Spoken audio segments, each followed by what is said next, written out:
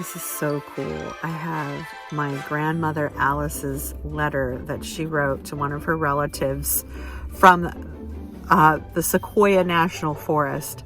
What's so funny about this is I've been living in California in this camper van since 2013, have been very close to the giant sequoia trees in California and still have not seen them. But my grandmother, during 1938 with my grandfather Ted, visited. Let me read this letter to you.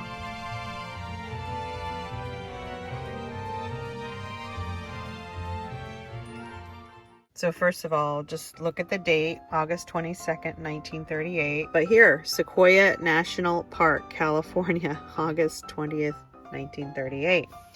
Dear Ma, we have been so busy that I haven't written for a few days. Ted, that's my grandfather, his ma and I are staying at this national park for 3 nights and 2 days.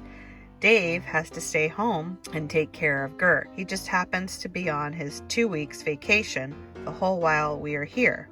We have a large cabin with 2 double beds, no improvements, but very nice and clean and roomy. Today we spent the whole day looking at the wonderful big trees. We saw the Sherman tree, which is the largest tree in America, 36 feet in diameter. These big trees, sequoias, are even larger than the redwoods on the California coast.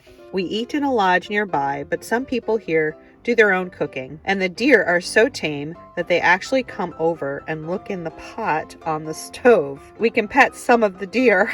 The bears also run around loose here. Last night, one made a terrible racket, knocking down garbage cans to get food. So this must be before Forest Service instated having bear boxes, bear bins.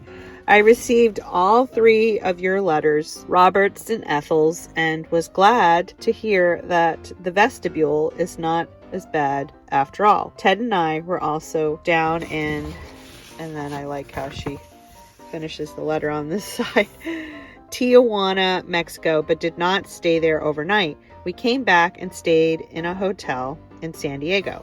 It's too bad 𝐸𝐿 is sick, as she would like to go around with us.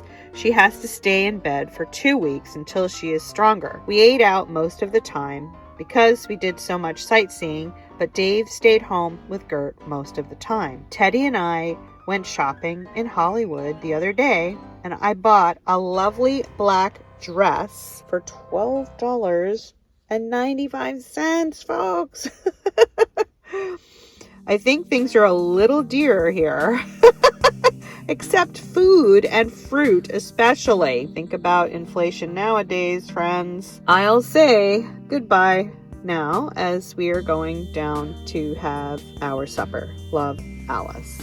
So I will be giving this to You Know Who You Are. She's an archivist, coming soon.